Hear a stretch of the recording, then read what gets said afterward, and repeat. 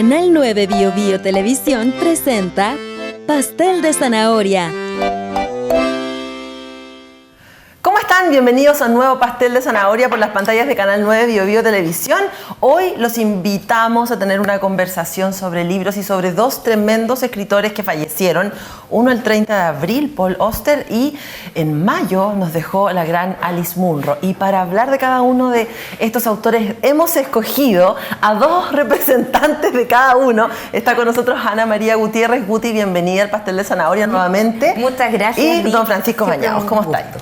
Muy bien, siempre un placer estar aquí en el pastel. Me encanta que estemos los tres porque además cada uno va a hablar de, yo sé, autores que para ustedes son muy especiales, que han marcado también la vida de muchos de quienes nos están viendo, pero de manera muy especial las de ustedes. Así que hablemos de, partamos con Alice Munro, conversando un poquito acerca de su vida, que es lo que yo les voy a proponer, un perfil de cada uno de estos dos escritores, y después hablamos de las obras más destacadas de cada uno de ellos.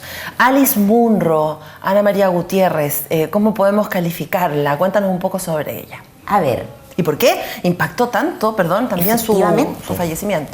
Bueno, a ver, Alice Munro obtuvo el Premio Nobel de Literatura en el 2013. Bueno.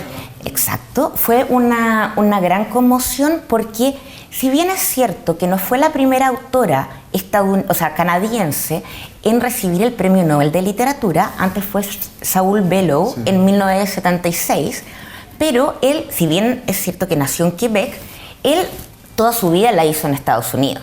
Entonces no se lo considera un canadiense propiamente tal. Ella sí. Pero ella sí. Así como decía muy bien Margaret Atwood, que ella siempre también la eterna candidata al Nobel de Canadá, ¿no? Pero ella decía que Alice Munro representaba la quinta esencia de lo canadiense. Bueno, ella nació en 1931 en Windham, Ontario, durante la Gran Depresión que hubo en Canadá.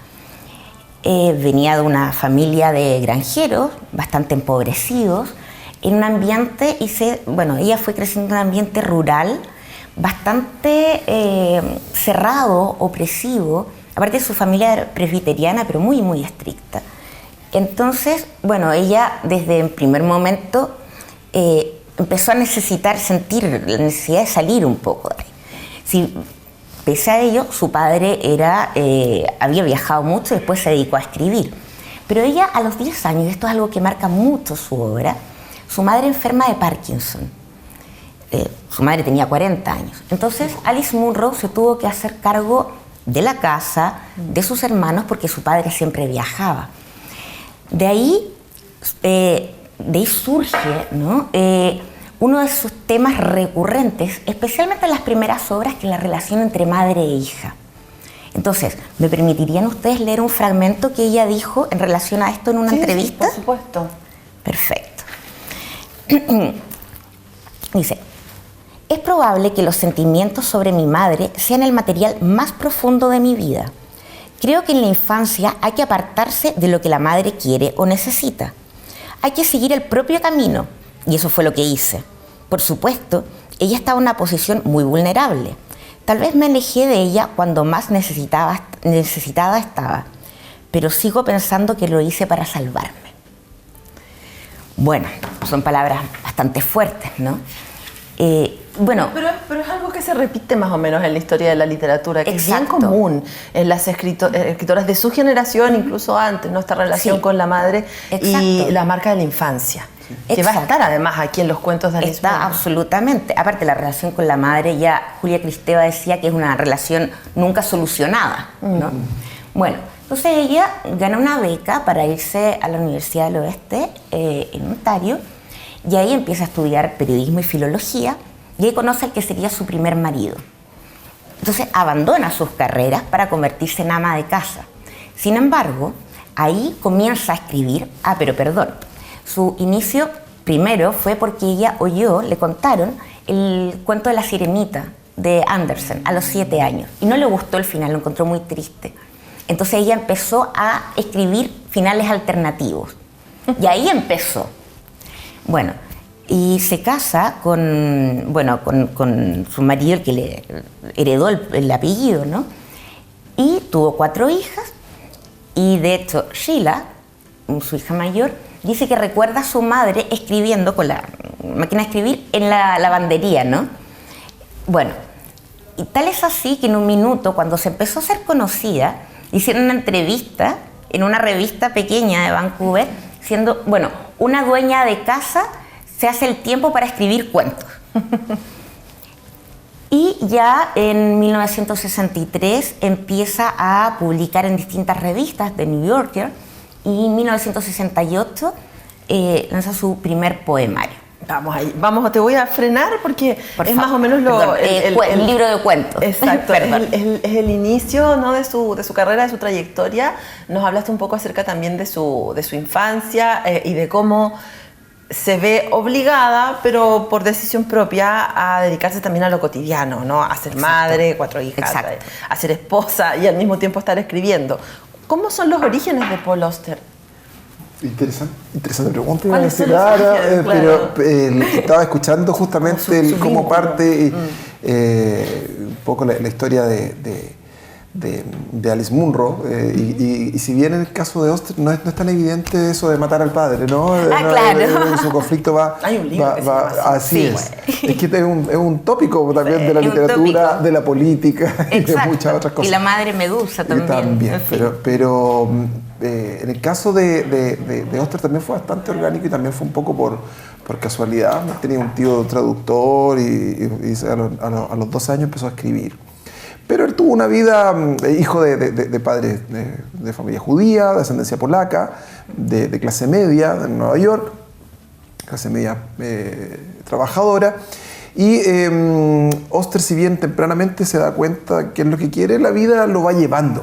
Y ahí empieza también a entender Auster o tal vez hacerse cargo de un pensamiento que es clave en su obra, que es la influencia del azar. Él no cree en la causalidad, no cree en la relación, sí en la causa de efecto, pero no por una causalidad, no porque esté escrito, sino porque finalmente el azar es el que determina dentro de infinitos caminos, ¿no es cierto?, cómo se va configurando dentro de las propias elecciones, pero también de un factor súper aleatorio, ¿no es cierto?, que es este caos en el universo y que es el que determina su obra. ¿Tiene un vínculo primero con la poesía? Sí, claro, porque él tradujo.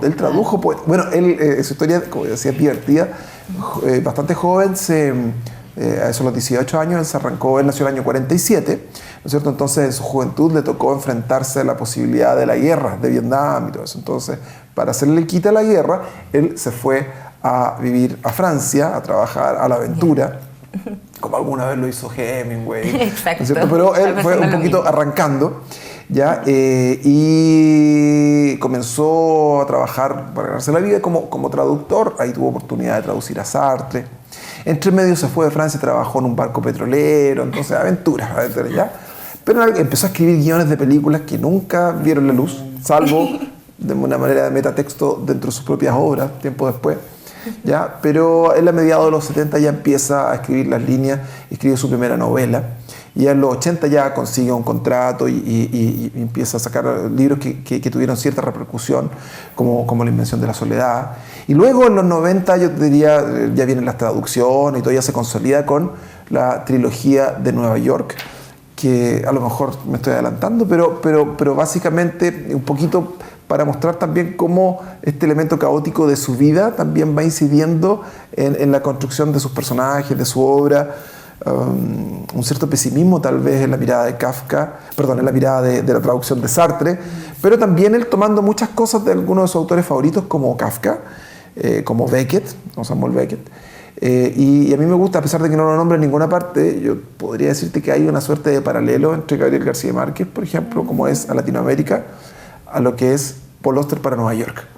Hay una construcción de lo mágico también dentro de lo cotidiano, de lo inesperado, que se podría, y también esta pasión por Kafka y tal vez por ese elemento un poquito surrealista que permea lo cotidiano, que hace que hayan ciertas convergencias entre García Márquez y Paul Auster. Y si tú me preguntas a un escritor del siglo XX o de finales del siglo XX y siglo XXI que sea tremendamente representativo de Nueva York, me cuesta encontrar a alguien más evidente que Paul Auster, que es un poquito como como Woody Allen podría hacer al cine lo que le debe Nueva York por el lado del cine, o tal vez Seinfeld por el lado de la comedia. O Sarah Jessica Parker. Claro, pero en el caso de Paul Auster, casi todas esas series fueron filmadas en Los Ángeles, pero ahora hacían como que estaban en Nueva York. Estaban en Nueva York, claro. Pero claro, en el caso de Paul Auster, él toma algo que es bien característico de su obra también, sobre todo en las primeras obras, que es ese ambiente de la novela negra policial, del policial, de este ambiente medio lúgubre, como generalmente ambientado en la noche, con un poquito de bruma, ¿no es cierto?, de neblina, y eso va configurando el ambiente, sobre todo de sus primeras obras, donde él también juega mucho con el metatexto y tiene algunas cosas que uno podría decir, wow, me recuerda a Borges, sobre todo esa primera obra, de cierto elemento inesperado. Él juega él introduce, por ejemplo, La ciudad de cristal, que fueron los primeros que leí, que lo tengo acá, que todos publicados por Anagrama. Él generalmente tiene varios libros en que parte él como un personaje muy solo, que ha perdido a su mujer y a su hijo, en este caso que han fallecido, no explica los motivos, pero es para darle el contexto un poco de este tipo tremendamente solo y un poquito buscando un equilibrio en una vida que uno podría decir tal vez gris, tal vez, pero que logra encontrar su propio equilibrio en el salir a caminar, en hacer una pega esporádica y en vivir con lo mínimo. Un tanto hostil, pero esperanzador. No sé si, pero claro, pero donde encuentra aquí un pequeño asidero, ¿te fijas? Y este personaje que aparece en la ciudad de cristal de Paul Quinn, escribe novelas policíacas con un seudónimo. Y su vida cambia, o empieza a cambiar, o la historia parte cuando recibe a medianoche una llamada de alguien pidiendo ayuda que pregunta por el detective Paul Auster. Entonces ahí empieza a jugar con este personaje que no es el narrador, pero que es Paul Auster, y que también en algún momento decide ser Paul Auster. Y decía, voy a ser el detective. En ese sentido. Muy borgiano, sí. Oye, vamos a pasar a Alice Munro, porque vamos a ir así. Lo que pasa es que Francisco hablaba de estas comparaciones que son súper válidas en el mundo de la literatura, porque a veces convergen ciertos puntos, ¿no? Cuando le entregan el Nobel a Alice Munro, hay también una comparación con un grande de la literatura. Exacto. De hecho, también en el mismo discurso, ¿no?, cuando recibe el premio Nobel, la Academia dice que es la Chekhov canadiense. ¿Y por qué? Porque este escritor ruso, ya, del siglo XIX se caracterizaba por cuentos intimistas, en que la trama no era lo más importante, era el desarrollo de los personajes. Entonces, lo que podemos ver, y lo vamos a ahondar en el segundo bloque, yo creo, es de qué manera Alice Munro, muchas veces no sucede nada en apariencia. Uno comienza a leer un cuento y puede pasar, ¿no?, que uno diga, bueno, pero ¿en qué momento? Y son personas comunes y corrientes.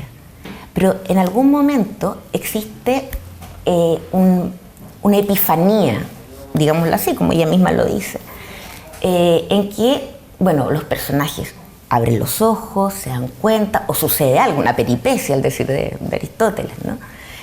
Pero claro, por eso se la compara con Chekhov, y en el fondo por la profundidad de su análisis psicológico de los personajes, también de lo social, del entorno social.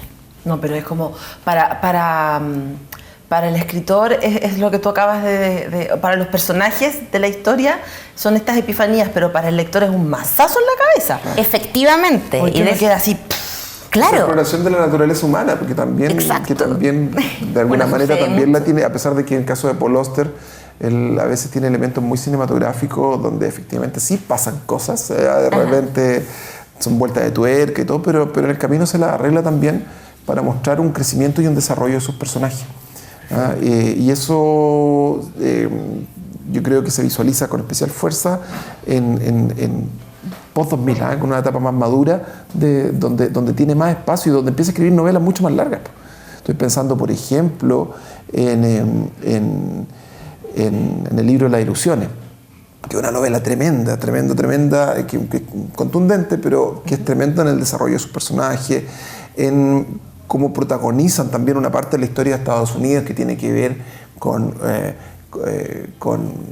la discriminación racial, que tiene que ver con elementos, con una transición entre un mundo que todavía es un poquito mágico con la modernidad. Y ahí hay un juego bien interesante que también hay más espacio para la exploración de la naturaleza humana, siempre en un escenario, en un mundo con mucho movimiento, con escenas y con momentos que son brutales, ¿no es cierto? Y que van determinando también las acciones de sus protagonistas. Nos vamos a separar un ratito, muy cortito, muy breve, porque ya vamos a regresar con más pastel de zanahoria acá en Canal 9 Bio Bio Televisión. No se vayan, que esto está muy bueno.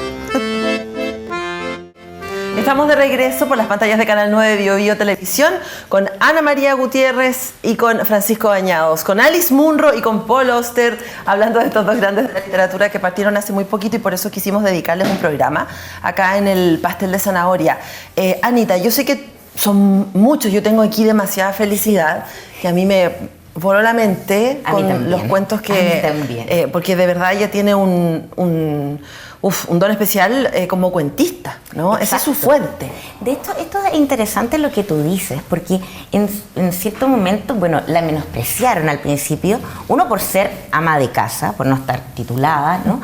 Y dos, porque se pensaba erróneamente, olvidando la herencia de Chekhov y de grandes cuentistas, se pensaba erróneamente que quienes escribían cuentos era porque no podían, no eran capaces de escribir la capacidad de la novela, wow. Entonces, bueno, Alice Munro se lo tomaba con mucho humor esto. Entonces decía, bueno, la verdad es que pensé en escribir una novela, pero con 3 hijas, la cuarta murió prematuramente, o sea, fue la segunda, ¿no? Una casa por llevar y todo. Creo que lo único que podía hacer era escribir cuentos. Quizás no tenía más tiempo. Bueno, entonces no fue en ese momento tan bien recibida. Sin embargo, ella empezó a salir en distintas radios leyendo algunos de sus cuentos. También empezó a publicar en The New Yorker, tal como lo dije. Claro. Podcast. Exacto, una precursora, ¿no? Y ya después, en 1968, publica, tal como le decía, su primer libro de cuentos, El destino de las sombras felices. Entonces, a partir de ese momento se empezó a hacer ya cada vez más y más famosa. Ahora es interesante esto porque al principio sus temas versaban en general relación madre-hija, también la vida en un pueblo pequeño, de qué manera una jovencita ya, una vez pasada la infancia, retornaba a su pueblo y en el fondo se reencantaba o hacía las paces, entre comillas, con esto. Pero a medida que pasaba el tiempo fue profundizando en otros temas también. El amor, el desamor, la deslealtad, la pérdida. También en temas que de repente se consideran tabú, por ejemplo, en el lesbianismo. Entonces ella fue de a poco interiorizándose más y haciendo un análisis cada vez más profundo. De hecho es interesante porque después ella se divorcia e inmediatamente, muy poco tiempo después, se casa con su segundo marido y se va a vivir a un pueblo, a Clinton, que quedaba a 30 kilómetros de su natural Windham, de su nativa Windham. Entonces, a partir de ese momento, ella se impregna más en este ambiente más rural, pero con otra mirada, con una mirada ya de una mujer adulta, madura. Y bueno, en cuanto a la forma de escribir, también hay unos saltos temporales. De repente sucede algo en el pasado, vemos algo en el presente, volvemos al pasado con la historia de otros personajes. Entonces al principio, honestamente, ya uno puede decir, bueno, a ver, pero ¿para dónde va? ¿No? Que tiene que ver incluso esto con el título. Claro. Oye, hay otra cosa que quería preguntarte, pero lo vamos a ver un ratito más, que es también cómo describe a la mujer. Exacto. En todas sus dimensiones y cómo se adelanta mucho a los tiempos Alice Munro. Hay una dimensión de Paul Auster que a mí me llama la atención. No sé si es muy conocida, pero cuando falleció hubo una voz que en un comienzo no se escuchó y que después salió reclamando, que es su esposa, que también es una escritora famosa. No recuerdo el apellido, Siri, pero no recuerdo el apellido. Sí, se llama así. Claro, y me llamó mucho la atención porque de hecho ella lamentó no poder ser ella la que comunicaba el fallecimiento de Paul Auster, y todo esto a través de sus redes sociales. Entonces ahí estaba como esta dimensión de pareja y de cómo ellos dos construyeron una relación en base, o sea, con un montón de libros como base. Sí, ¿no? sí, ellos tenían, bueno, estaban casados desde principios de los 80, si no me equivoco, ella también forma parte, está dentro de la lista de sus personajes. Yo creo que es Iris, que es un anagrama de Siri, justamente. Él también lo hace con su nombre en varias oportunidades, mezcla las letras y se construye personajes cuando no se llama por su propio nombre. Efectivamente, claro, ellos tenían... Es un poco terrible decirlo, pero porque al final la vida imita el arte y el arte imita la vida y una cosa... Y él también, tanto que se aferraba y creía en este factor del azar para la construcción de la tensión de su historia, y que su familia se vio muy golpeada también en los últimos años. La tragedia los marcó, el caso de su hijo, ¿no es cierto?, que era adicto, ¿no es cierto?, y que tuvo responsabilidad por inacción, ¿no es cierto?, de la muerte, o porque su bebé consumió droga, por casualidad murió, y después él se mató, se quitó la vida un tiempo después. Y después el cáncer que le detectan a poco tiempo después a Paul Auster también, probablemente también influido por todo este dolor y esta tristeza, ¿no es cierto? Y ahora le toca a la mujer también hacerse cargo de eso. Claro, el 2022 fue diagnosticado y el año pasado recién se dio a conocer, y bueno, ya falleció este año. Joven aún, creo yo, 77 años, yo creo que le faltó tiempo para el Nobel. Eso no, más de una oportunidad. Si llegaba a los 90 se lo habrían dado, yo creo, pero un actor que sí marcó mucho y que se influyó también en el cine, justamente en esta construcción de un Nueva York un poquito más... No es que él lo construya, porque Nueva York tiene cosas míticas, ¿no es cierto? Tiene fantasmas, pero él los condensó, los canalizó muy bien en su obra. Y un gallo que además estaba muy abierto a escuchar, a estar atento a eso, a la magia de lo cotidiano. Y hay un libro que es muy simpático, que es una compilación de libros que me lo regalaron en alguna oportunidad y lo disfruté mucho. Creía que mi padre era Dios. Relatos verídicos de la vida americana, ¿ya? Que él trabajó en un programa de radio. Tenía un programa de radio donde básicamente consistía en escuchar las historias de los auditores. Y recibió durante un año, no sé, 300 y tantas historias, ¿no es cierto?, que él compiló las mejores, las plasmó en este libro. Historias cortitas, a veces de una página, pero que todos tienen este elemento entre lo emotivo, lo mágico, lo sorprendente y finalmente lo azaroso, que forma parte de su obra. Y hay un último, Paul, no sé si decirlo ahora o guardarlo, que tiene que ver con su compromiso político, principalmente con el tema...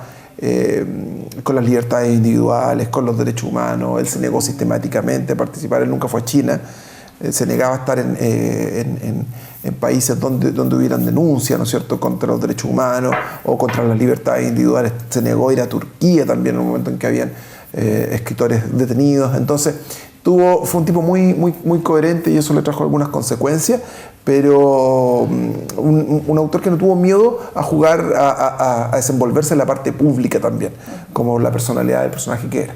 Con algo de activista, ¿no? Sí. Yo he escuchado entrevistas a Alice Munro donde ella es categórica, me atrevería a calificarla como feminista, al contestar interrogantes sobre el rol de la mujer, y también no solamente en el mundo en general, sino que en la literatura. Bueno, exactamente, porque tal como ya habíamos hablado antes, ella creció en un ambiente rural, muy estructurado, en que el rol de la mujer era casarse, tener hijos y hacerse cargo del hogar, ¿no? Entonces, bueno, ¿qué hay más allá? Ella fue una gran lectora también de muchas autoras. Entonces, ella lo que trata también de demostrar es que, bueno, hay vida más allá. Entonces, esta madre, dueña de casa, señora, bueno, puede tener un mundo tremendo atrás, que es lo que ella mostró con su vida, no solamente con esto. Y de hecho, me interesa mucho, a raíz de tu pregunta, Bueno, les recomiendo obviamente también este otro libro, que es El amor de una mujer generosa. Y también se habla, ¿no?, de, bueno, amor, soledad, traición, deslealtad. Pero está el cuento que le da título a este libro, que ahí uno puede ver, no quiero develar nada, no quiero ser spoiler, ya, que parece que suelo serlo de repente, pero al principio, y les digo a quienes se interesen por esto, no queden desconcertados, porque de repente uno dice, bueno, pero ¿a dónde va esto? Sigan, hay que seguir, denle la oportunidad y van a ver también las distintas dimensiones de una mujer. Y no quiero decir más, pero de verdad se lo recomiendo. Y si me prestas este... Sí, claro. Gracias.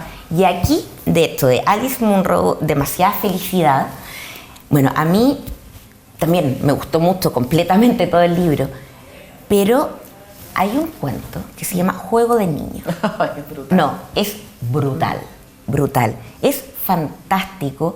Aquí podemos ver en Alice Munro una visión también muy descreída, o sea, creída y descreída de la inocencia, porque muestra a muchas personas y muestra también una mentalidad bastante inocente, pero a la vez quizás en quienes menos pensamos. La crueldad. En la crueldad.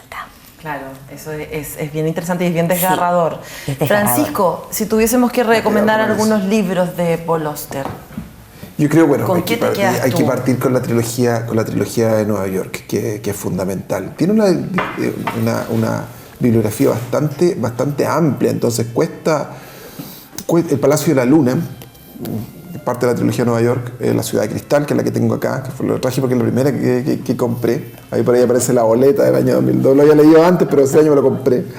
El libro de las ilusiones del año 2002 para mí es tremendo, es desgarrador, es muy político también, es un libro que vale realmente la pena.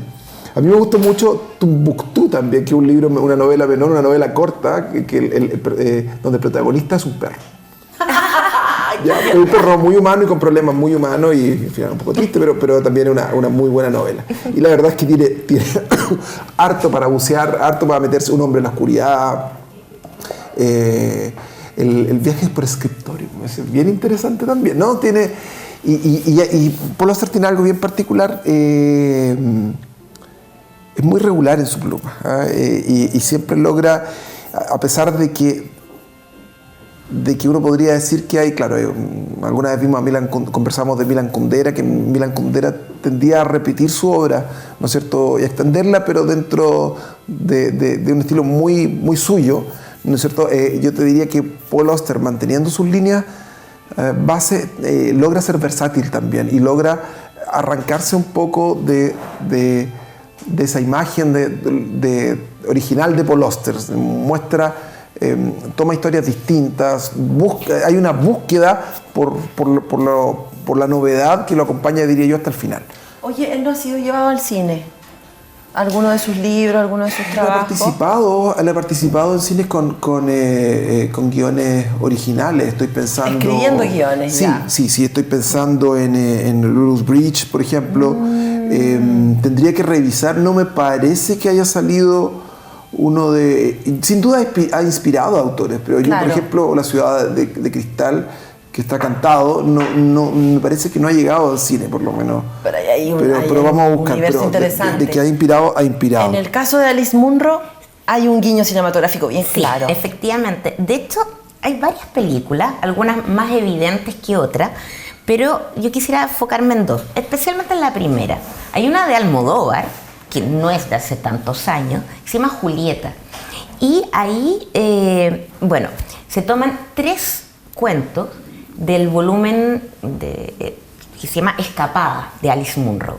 Entonces, se toman estos 3 cuentos para hablar de la historia de la protagonista, Julieta, ¿no? Y ahí se ve también, vamos pasando por su juventud, su adultez, el abandono, el amor, el desamor, el abandono de hija a madre y de madre a hija.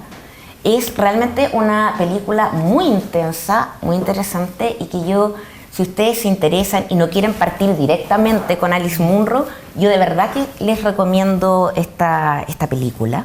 Y ahí yo creo que van a quedar realmente con sed de leerla.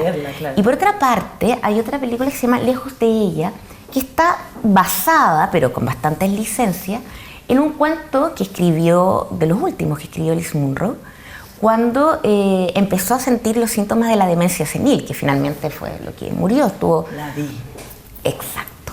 Estuvo 12 años finalmente en un asilo, y cuando ella se empezó a percatar que estaba entrando, bueno, en esta enfermedad, escribió un cuento, y ese cuento, si bien lo cambian un poco en la película porque no tiene demencia senil, la protagonista es Alzheimer, bueno, hay varias otras cosas, pero también es un relato muy sobrecogedor y perfectamente llevable al cine, tal como lo hicieron magistralmente. Chiquillos, yo les quiero dar las gracias porque impresionante, se nos pasó así el programa, habríamos podido seguir. ¿No nos alcanzas a dar un dato más? Sí, ya, dale. Porque dale. lo que pasa es que me dejaste metido con el tema del cine, ¿cachai? A pesar de que él habla, el protagonista del libro de la ilusión es un director de cine de la época del cine clásico. Ya, la música del azar fue dirigida, o sea, fue llevada al cine, ya, actúa James Spader ahí. Y hay una película que él escribió, el guión, Smoke, ya, que le fue muy bien, protagonizada por Harvey Keitel. Entonces siempre estuvo ahí cerquita escribiendo guiones. Smoke, ¿la viste? Humo Sagrado. Muy buena. Muy buena. Mira Con Sorvino Kate también. Winslet, creo que está yo, ¿no? Mira Sorvino. No, Mira Sorvino está en Lulu on the Bridge, que la dirigió él. Ya. Así que, ¿viste? no, sí tiene él siempre tuvo además de esos escritores que tienen esa mirada cinematográfica. Escribe, pero es que escribe, tú ves la película también cuando lo lees. Totalmente, estoy de acuerdo. De hecho, Alice Munro también en algunas descripciones tiene lo mismo. Uno realmente se va imaginando y uno va viendo cuadro tras cuadro y se va metiendo de a poco y ya finalmente uno pierde el control. Muy cinematográfico. Así veo. Nos queremos ir. Vamos a seguir nosotros conversando y están cordialmente invitados a un volumen 2 para seguir hablando de estos escritores o de otros porque son los dos súper secos. Antes de terminar les quiero hacer una pregunta muy random. Es que aquí yo vi un separador de hojas, una boleta. Y acá creo que es como un... ¿Qué más se ocupa como separador de hojas? Boleto de micro. Di uno. Sí, no, yo también ocupo lo de Francisco. Ticket de estacionamiento. Listo. Eso que claro. Cualquier cosa, una servilleta, lo que sea a mano. Dejamos planteada la pregunta. Gracias a todos por acompañarnos. Gracias, Francisco Bañados, Ana María Gutiérrez. Nos vemos la próxima semana en otro pastel de zanahoria por las pantallas de Canal 9 Bio Bio Televisión. Que estén muy bien. Chao, chao.